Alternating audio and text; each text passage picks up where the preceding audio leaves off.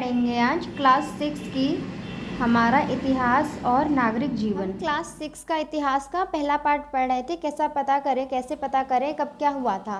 तो इसका second part पढ़ते हैं आगे। आधुनिक इतिहास के विषय में हमें जानकारी तत्कालीन लेखों से प्राप्त होती है।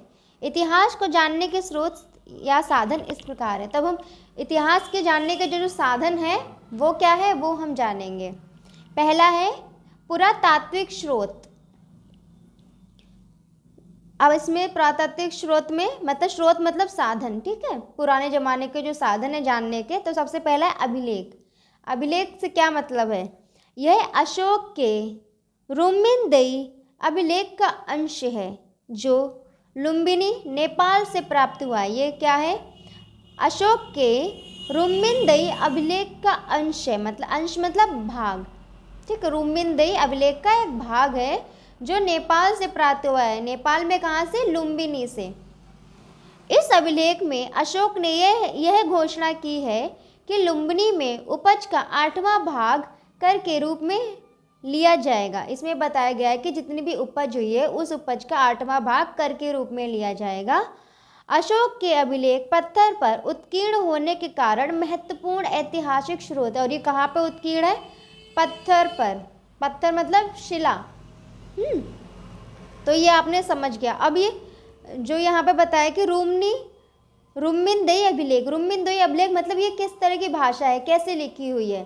तो ये रुम्मिनदेई अभिलेख अशोक के द्वारा लिखी गई जो ये है, ये इस तरह की भाषा है और ये ऐसे दिखती है। अब ये हम लोगों को पढ़नी नहीं आती तो हम इसको नहीं पढ़ सकते।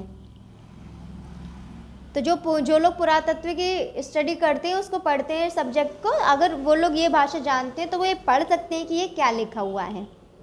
अब इसके आगे देखते हैं।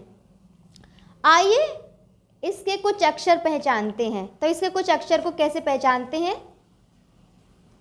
तो सबसे पहले ब्राह्मी लिपि। ये कैसे? ब्राह्मी लिपि में ये ऐसे बना है, ये और ये है और ये है। तो देवनागरी लिपि में हम इसको कैसे पढ़ेंगे? इसको पढ़ेंगे दे। तब ये ऐसे हम देखेंगे तो लग रहा है कि उल्टा दे बना हुआ है और ये हमारा हिंदी का देवनागरी का सीधा है, ठीक है। और ये कुछ इस तरह का बना है, इसको देवनागरी में पढ़ेंगे आ। और ये कुछ इस तरह का है, इसको पढ़ेंगे गा। अभिलेखों से क्या क्या जाना जा सकता है? अब ये अभिलेख तो है, ठीक है, मिल गया। अब इन अभिलेखों से हम क्या क्या जान सकते हैं, किस तरह की जानकारी ले सकते हैं? सिक्के एवं मोहरे। अब पहले तो हमने पढ़ लिया कि अभिलेख हो गए, ठीक है, जो लिखावट है लिख के दिया उससे पढ़ लिया। अब इसके अलावा सिक्के और मोहरे हैं वहाँ से मिली। सिक्कों से तत्कालीन शासक का नाम, उसका समय, सिक्के की बनावट से उस समय की कला तथा धातु से आर्थिक स्थिति की जानकारी प्राप्त होती है। सिक्के से ये पता चल जाता है कि शासक का नाम, क्योंकि सिक्कों पे कुछ ना कुछ लिखा होता है, मूर्तियाँ बनी होती हैं और सिक्के की कुछ बनावट होती है।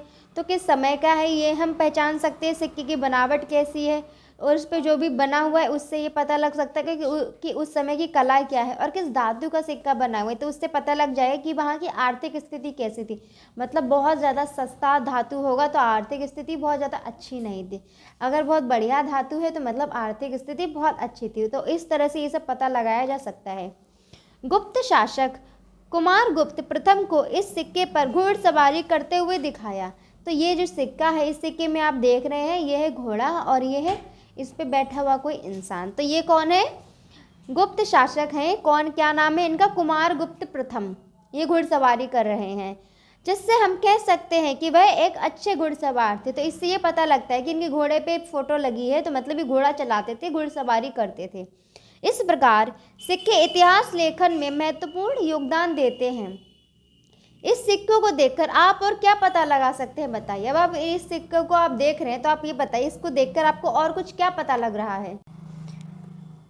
हड़प्पा कालीन मोहरें मेसोपोटामिया से मिली हैं। इससे ज्ञात होता है कि हड़प्पा वासियों का व्यापार मेसोपोटामिया से होता था।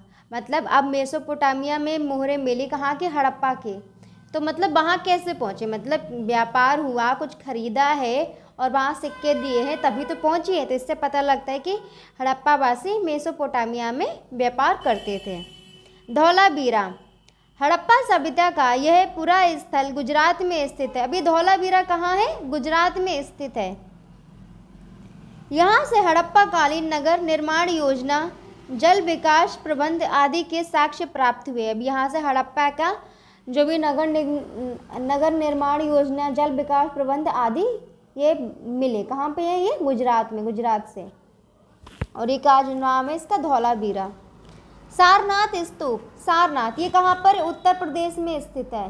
इस स्तूप क्या बोलते हैं? इसका दूसरा नाम है दमेक स्तूप का निर्माण मौर्य वंश के शासक अशोक ने कराया था।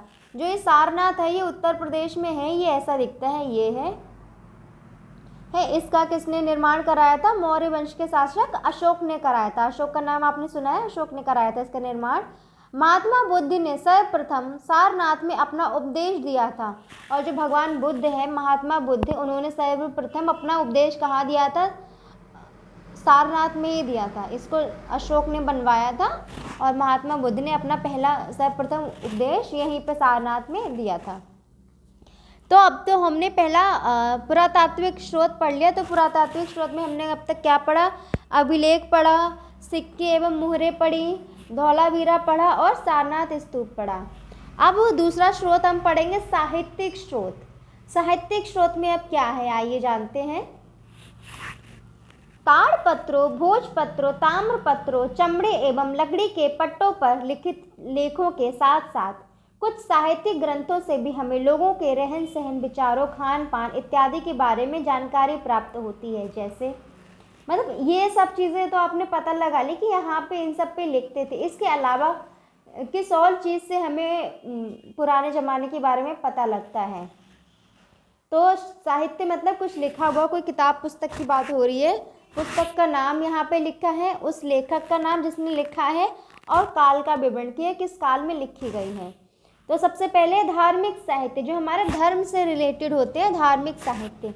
वेद, लेखक का नाम यहाँ पे नहीं मेंशन है, नहीं पता है वेद किसने लिखे हैं। कार्य का विवरण, काल का विवरण, तो ये आर्यों के संबंध में है। वेद में जो भी चीज़ें हैं, जो आर्य पुरुष होते थे, आर्य लोग होते थे, उन आर्यों के संबंध में वेद लिखे गए हैं। दूसरी किताब है साहित्य है रामायण एवं महाभारत। रामायण और महाभारत किसने लिखे हैं? वाल्मीकि एवं वेद व्यास ने। इसमें क्या विवरण है? महाकाव्यकालीन समाज के विषय में, कि महाकाव्यकालीन समाज के विषय में यहाँ पे वर्णित है। अब है जैन एवं बौद्ध साहित्य या जातक कथा। तो ये सब चीज़ें जो मिली हैं, जैन, बौद्ध साहित्य और जातक कथा, इसके लेखक का नाम नहीं मेंशन है, लेकिन इसमें क्या विवरण है? 6ठी शताब्दी ईसा पूर्व की राजनीतिक, सामाजिक एवं धार्मिक स्थिति। 6ठी शताब्दी ईसा पूर्व की क्या राजनीतिक, सामाजिक और धार्मिक स्थिति, इन सब के बारे में जैन एवं बौद्ध साहित्य और जातक कथाओं में लिखा हुआ है। अब पहला तो धार्मिक साहित्य हो गया, जिसमें वेद, ये रामायण, महाभारत, जैन, बौद्ध, जातक कथा आई। अब है धर्मेतर साहित्य। धर्मेतर साहित्य क्या होता है? तो इसमें है पहला अर्थशास्त्र। ये किसने लिखा है? अर्थशास्त्र लिखा है कौटिल्य, चाणक्य। इसमें क्या बताया गया है? मौर्यकालीन समाज की राजनीतिक, सामाजिक, आर्थिक एवं धार्मिक स्थिति। अर्थशास्त्र में कौटिल्य ने मौर्यकाल समाज की राजनीतिक, सामाजिक और धार्मिक और आर्थिक स्थिति के बारे में बताया है। अब कौन सा साहित्य? राजतरंगिणी। ये किसने लिखा है? कलहड़ ने लिखा है। और इसमें क्या बताया गया है? कश्मीर के 11वीं-12वीं शताब्दी इतिहास के विषय में, कश्मीर के इतिहास के बारे में बताया गया है राजतरंगिणी में। ये कलहड़ ने लिखा है। तो दो तरह के साहित्य हो गए, धार्मिक और धर्मेतर। अब तीसरा क्या है? विदेशी यात्रियों के वृत्तांत, मतलब जो यात्री विदेश गए उनने क्या विवरण दिया है अपना, उन वृत्तांतों के बारे में है। तो क्या है पुस्तक का नाम? इंडिका। ये किसने लिखी है? मेगास्थनीज ने। ये कौन है? यूनानी राजदूत हैं। इसमें क्या है? चंद्रगुप्त मौर्यकालीन समाज की झलक। तो ये जिस वक्त आए होंगे तो वहाँ पे चंद्रगुप्त मौर्य का काल होगा, तो उस समाज की झलक इन्होंने लिखी है। यात्रा यात्रा विवरण, अपना इस किताब का नाम है यात्रा विवरण। ये किसने लिखी है? फाहियान।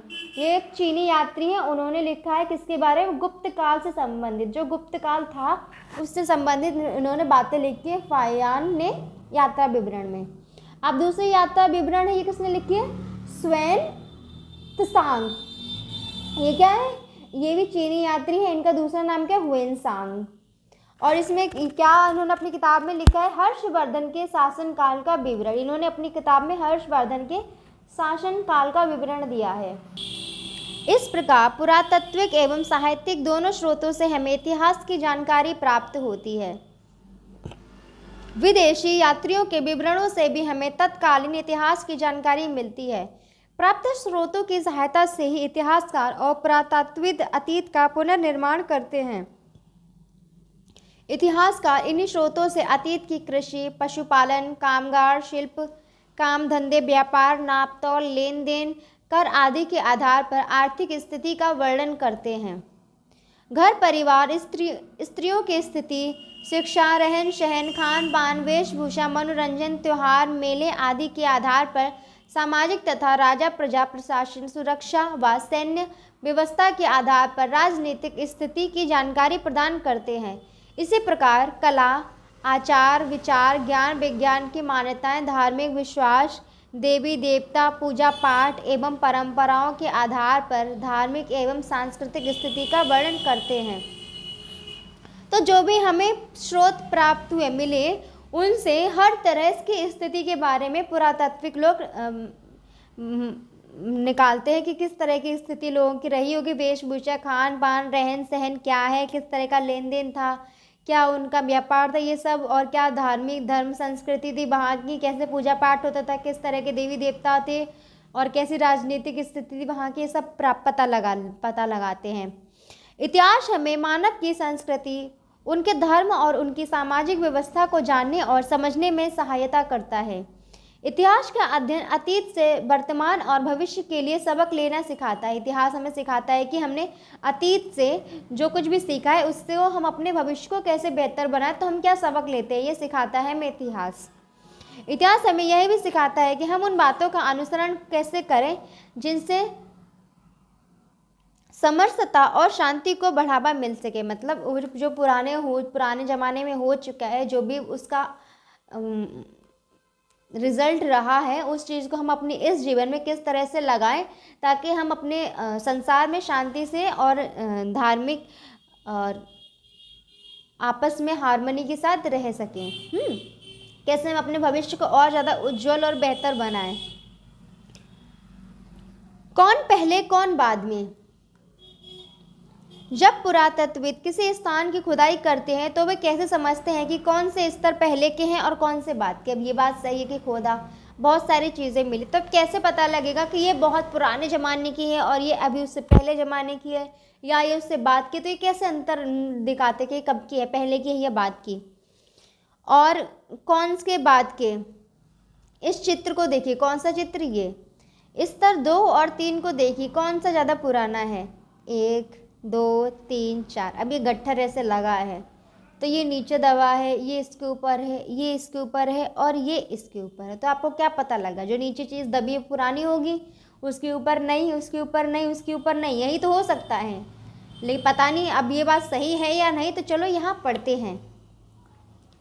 किसी भी पूरा स्थल में कई बस्तियों के अवशेष मिल सकते हैं। आमतौर पर लोग जहाँ रहते हैं, घर टूटने का दोबारा वहीं घर बना लेते हैं। टूटे फूटे सामान और कूड़ा करकट भी घरों के आसपास जमा होते रहते हैं। इन कारणों से बस्ती की ज़मीन धीरे धीरे ऊंची होती रहती है। तो वही जो अवशेष हैं, जो चीज़ें धीरे धीरे जमा होती रहती हैं, उसके ऊपर और दूसरी चीज़ें इकट्ठी होती रहती हैं, तो वो ऊंचा हो जाता है। ऐसे नहीं हम कहीं कचरा फेंकने जाते हैं तो नीचे पुराना हो जाता है, नया नया उसके ऊपर लगते लगते वहाँ पे ढेर जम जाता है,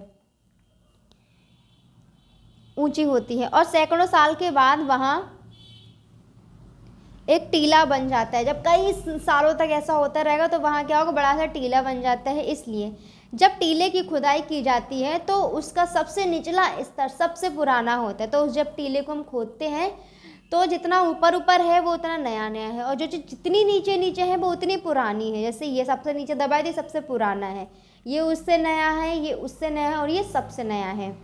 और उसके बाद के स्तर बाद के युगों के होते हैं, और उसके बाद के स्तर मतलब जितने जितने बाद में निकलता जाएगा वो उतना उतने पुराने युग का है। तो इस तरह से वो पता लगाते हैं कुछ कौन सा नया युग का है और कौन सा पुराने युग का है। इतिहास में तिथियाँ। इतिहास में कुछ तिथियाँ ईसा पूर्व में होती हैं और कुछ ईस्वी में। ईसा पूर्व का तात्पर्य है ईसा मसीह, ईसाई धर्म के प्रवर्तक के जन्म से पहले का समय। कुछ लिखा है कि इतने ईसा पूर्व मतलब ईसा मसीह के जन्म से पहले का। इसे अंग्रेजी में बीसी अर्थात बिफोर क्राइस्ट लिखते हैं। जैसे हिंदी में लिखते हैं ईसा पूर्व, इंग्लिश में लिखते हैं बिफोर क्राइस्ट, मतलब जो भगवान जीसस थे, ईसा मसीह थे, उनके जन्म के पहले के। इसी प्रकार ईस्वी को अंग्रेजी में एडी लिखा जाता है। एडी लैटिन भाषा के दो शब्द एडो डोमिनो से बना है। एडी का मतलब है ईसा मसीह के जन्म का वर्ष, अर्थात ईसा मसीह के जन्म के बाद की तिथियों में हम ईस्वी या एडी का प्रयोग करते हैं। मतलब जब ईसा मसीह पैदा नहीं हुए थे तो उसको लिखेंगे बिफोर क्राइस्ट या ईसा पूर्व, और जब ईसा मसीह जी पैदा हो गए हैं तो वो समय है, क्या लिखेंगे, क्या बोलेंगे उसको इंग्लिश में एडो डोमिनी, और हिंदी में क्या बोलेंगे, ईस्वी बोलेंगे हिंदी में। ठीक है। अब अभिलेख। अभिलेख पत्थर अथवा धातु जैसी कठोर सतह पर उत्कीर्ण किए गए लेख होते हैं जो लिखते हैं। स्तूप। स्तूप का शाब्दिक अर्थ टीला। प्राय सभी स्तूपों के अंदर एक डिब्बे में महात्मा बुद्ध या उनके अनुयायियों के शरीर के अवशेष जैसे दांत, हड्डी, राख या उनके द्वारा प्रयोग में लाई सामग्री, पत्थर अथवा सिक्के रखे रहते हैं स्तूपों में। पुरास्थल वह स्थान जहाँ की खुदाई से औजार, बर्तन और इमारतों के अवशेष मिले हैं। प्रायः पुरास्थल जल स्रोतों जैसे नदी, तालाब, झील व समुद्र के किनारे पाए जाते हैं। इन्हें भी जानिए। महाभारत विश्व का सबसे बड़ा महाकाव्य है। लंदन स्थित ब्रिटिश म्यूजियम विश्व का सबसे बड़ा संग्रहालय है। अलेक्जेंडर कनिंघम को भारतीय पुरातत्व विभाग का जन्मदाता माना जाता है। शब्दावली। संग्रहालय क्या है? ऐतिहासिक वस्तुओं को सुरक्षित रखने का स्थान। धर्मेतर साहित्य क्या है? धार्मिक साहित्य से भिन्न साहित्यिक ग्रंथ, मतलब धार्मिक साहित्य के अलावा उसके अलावा जो ग्रंथ है उसको जो भिन्न साहित्यिक ग्रंथ है वो क्या है? धर्मेतर साहित्य है।